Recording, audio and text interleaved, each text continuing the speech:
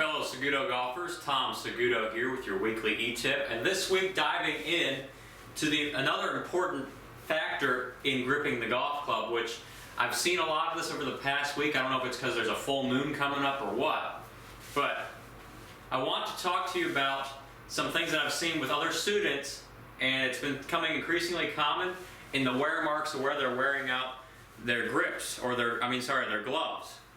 And I see a lot of wear marks here on the palm area, base of the palm area, creating holes in the grip there.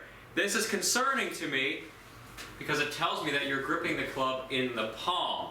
And why we shouldn't grip the club in the palm: if we grip the club using our palm, that is the base area down here, it's not going to be very secure. In fact, a lot of people that grip it in the palm tend to struggle with controlling the club face. This is such a big surface area that you really can't have much control over, whereas with the fingers, you can control this area and feel this area a lot more. It's a more sensitive area using the fingers, but with the palm, you really don't feel, you don't have the concept of feeling the club face as well as you would if it was in the fingers.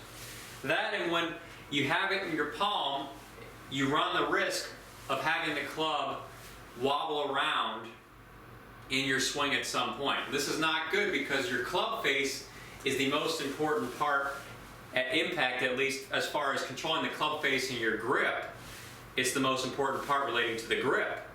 And if this is wobbling around, if it's moving in your hands, the grip is no longer secure, and you need to find a way to secure it, or you're going to forever be inconsistent at impact. Just imagine, this is wobbling around in this space up here.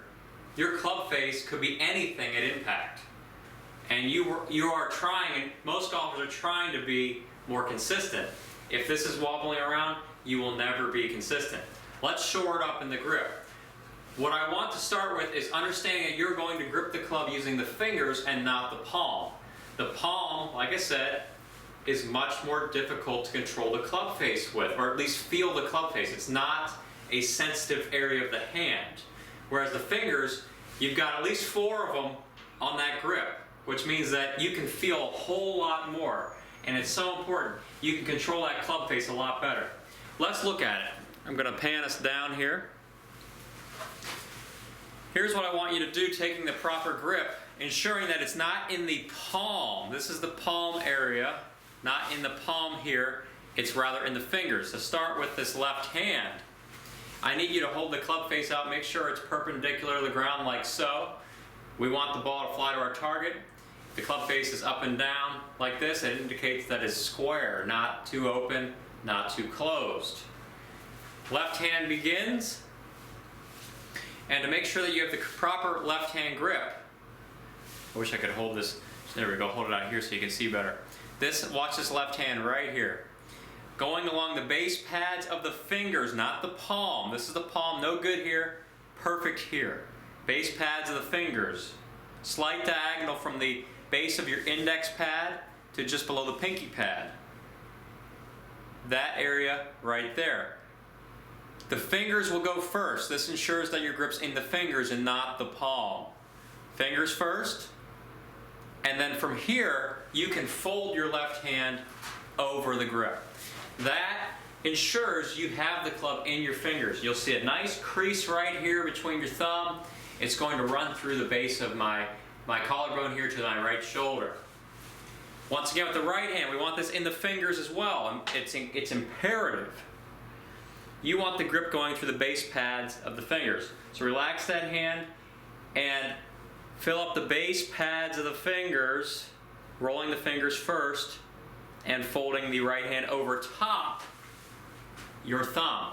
Notice how I say over top the thumb. Once again, very important to have this generic baseline in your grip.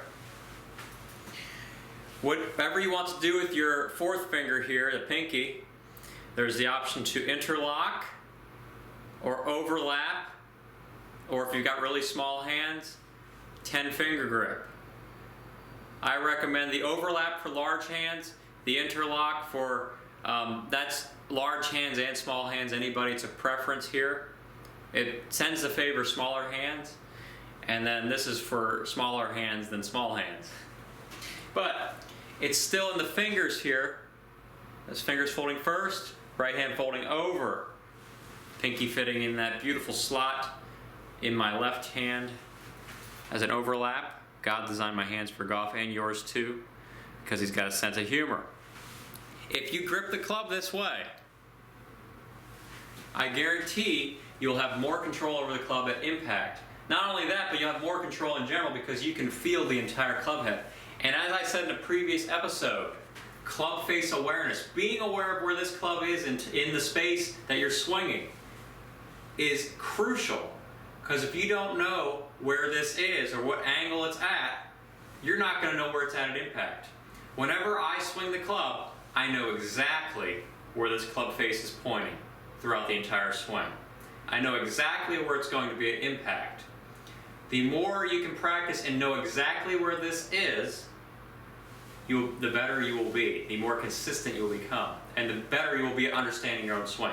So Tom Saguto here with your weekly Eat Tip. Get that grip shored up in the fingers and take some control over your golf game. All right, hope you enjoyed that tip, and I'll see you next week. Thanks for watching.